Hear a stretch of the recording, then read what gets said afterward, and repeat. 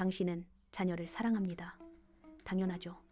당신은 당신이 할 수 있는 모든 것을 희생했고 돈을 벌었고 잔소리를 했습니다. 그게 부모의 역할이라고 믿었으니까요. 하지만 냉정하게 현실을 들여다봅시다. 지금 당신의 자녀는 당신과의 대화를 즐거워합니까? 만약 당신이 병들거나 노년기에 접어들었을 때 자녀가 의무감이 아닌 진심으로 당신을 보고 싶어 할까요? 불편하겠지만 통계와 심리학은 끔찍한 진실을 말하고 있습니다. 대다수의 성인 자녀들은 부모에게 미안함을 느끼면서도 동시에 부모와의 만남 자체를 감정적 노동이라고 규정하고 있다는 사실입니다. 왜 그럴까요? 당신이 자녀에게 돈을 덜 줘서 더 좋은 대학에 못 보내서? 아닙니다. 당신이 자녀에게 끊임없이 감정적 쓰레기통을 떠넘기고 있기 때문입니다. 오늘은 대한민국 최고의 소통 전문가 김창옥 강사의 인사이트를 통해 수많은 부모들이 자녀와의 관계에서 저지르는 치명적인 착각들을 해부하고 늙어서도 자녀가 가장 보고 싶어 하는 사람이 되는 냉정한 방법을 제시합니다. 이 영상은 당신의 착한 의도를 비난하려는 것이 아닙니다. 당신의 헌신이 왜 결과적으로 자녀를 당신에게서 멀어지게 만들었는지 그 구조적 오류를 해체할 것입니다. 우리는 이 문제의 본질을 3가지 오해와 급진적인 해법으로 쪼개서 분석할 겁니다. 이 3가지 오해 중 단 하나라도 당신의 행동에 있다면 당신은 지금 이 순간에도 자녀와의 관계를 파괴하고 있는 중입니다. 첫 번째, 오해부터 시작하죠. 많은 부모님들이 이렇게 말합니다. 내가 너를 어떻게 키웠는데? 이 말 속에 숨겨진 것은 사랑이 아닙니다. 바로 청구서입니다. 부모는 자녀에게 희생이라는 이름의 어마어마한 부채를 발행합니다.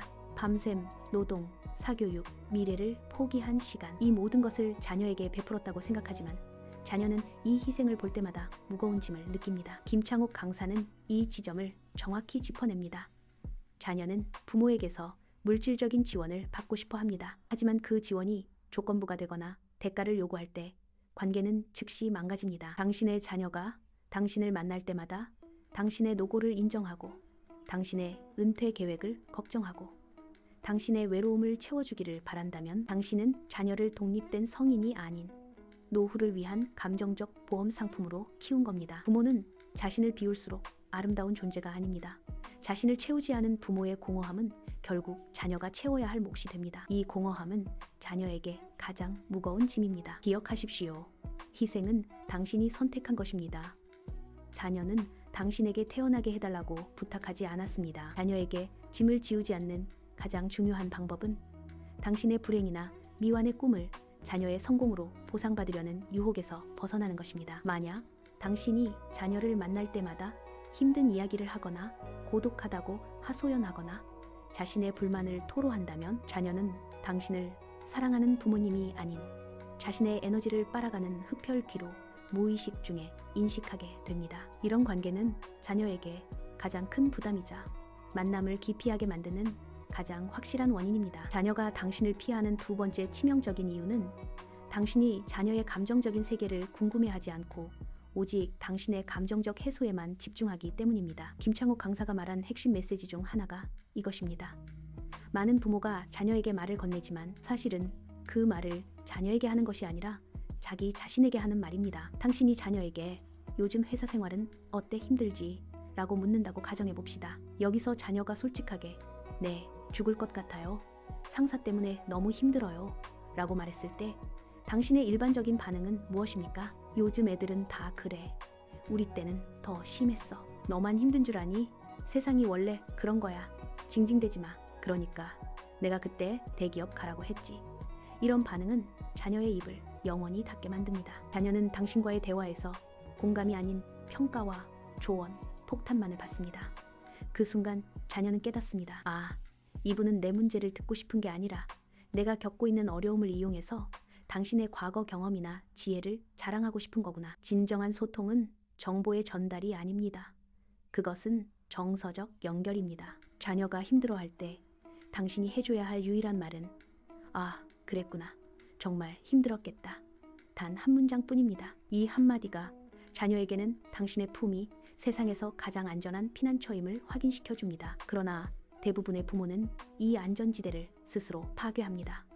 자녀가 고통을 표현하면 부모의 불안감이 발동합니다. 내 자녀가 실패할까봐, 내가 좋은 부모가 아니라는 증거가 될까봐. 그래서 부모는 자녀의 감정을 무시하고 해결책이나 잔소리로 덮어버리려고 합니다. 이러한 패턴이 반복되면 자녀는 부모 앞에서 자신의 약점이나 고통을 드러내는 것을 가장 위험한 행위로 간주하게 됩니다. 부모는 더 이상 문제가 생겼을 때 찾아가서 위로받는 사람이 아니라 문제 자체의 원인이 되거나 문제를 더 악화시키는 존재로 인식되는 겁니다. 자녀가 당신을 피하는 이유는 당신이 너무 많은 조언을 해서가 아니라 당신의 조언이 자녀의 감정적 필요를 완전히 무시하고 있기 때문입니다. 이제 가장 불편하지만 가장 중요한 진실에 도달했습니다. 늙어서도 자녀에게 환영받는 부모가 되려면 자녀를 교육하기 전에 당신의 내면부터 완성해야 합니다. 김창욱 강사는 이야기합니다. 부모가 자신의 삶에 만족하고 자신의 문제를 스스로 해결할 수 있는 능력을 갖출 때 그 자체로 자녀에게 가장 강력한 교육이 된다고. 당신이 오랫동안 풀지 못한 내면의 숙제, 예를 들어 배우자와의 불화, 직업적 좌절, 혹은 어린 시절 부모에게 받은 상처를 생각해 봅시다. 대부분의 사람들은 이 미완의 과제를 나만의 문제라고 생각합니다. 하지만 심리학적으로 볼 때 당신의 미해결된 감정적 숙제는 자녀에게 유전자처럼 상속됩니다. 당신이 채워지지 않은 감정적 허기를 자녀를 통해 채우려고 할 때 당신은 자녀를 사랑하는 것이 아니라 착취하는 것입니다. 자녀에게 끊임없이 학업 성취를 요구하는 부모를 보세요. 그 부모는 대부분 자신이 이루지 못한 사회적 성공에 대한 열등감을 자녀를 통해 대리 만족하려는 욕구가 강합니다. 자녀에게 끊임없이 자신의 외로움을 호소하는 부모를 보세요. 그 부모는 자신의 삶을 독립적으로 꾸려나갈 취미나 관계망을 구축하지 못했기 때문에 자녀를 최후의 보루로 삼는 겁니다. 이것이 바로 자녀가 가장 무서워하는 부모의 짐입니다. 자녀의 입장에서는 이렇게 느껴집니다. 내가 부모를 책임져야 한다. 내가 부모의 불행을 해결해야 한다. 내가 부모의 자존감을 세워줘야 한다. 이것은 자녀가 감당해야 할 무게가 아닙니다. 자녀에게는 자신의 인생을 살 자유와 책임이 있습니다. 부모가 자신의 행복을 스스로 책임지지 못할 때 자녀는 자신의 인생을 포기하고 부모의 불행을 끌어안으려 합니다. 이것이 심리학에서 말하는 부모에게 붙잡힌 자녀의 비극입니다. 늙어서도 보고 싶은 부모가 되는 가장 급진적인 해결책은 당신의 삶을 스스로 완성하는 것입니다. 자녀가 당신을 보고 싶어하는 유일한 이유는 당신과의 만남이 그들의 에너지를 뺏어가지 않고 오히려 활력을 되찾아주는 안전하고 재미있는 경험이어야 하기 때문입니다. 다음 3가지를 실천하는 순간 당신은 자녀에게 짐이 아닌 선물이 될 수 있습니다. 첫째, 자녀의 감정적 독립을 선언하십시오. 너의 삶은 너의 것이다.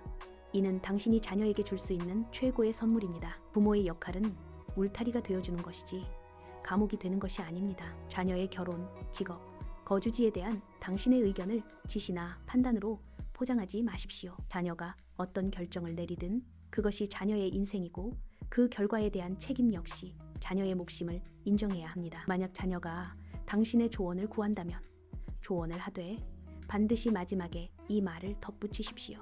이것은 내 의견일 뿐이야. 결정은 네가 내려야 해. 그리고 어떤 결과가 나오든 나는 너를 지지해. 이 한마디가 자녀에게 심어주는 것은 깊은 신뢰와 안정감입니다. 자녀는 비로소 당신 앞에서 솔직해질 수 있습니다. 둘째, 자서전 금지령을 선포하십시오.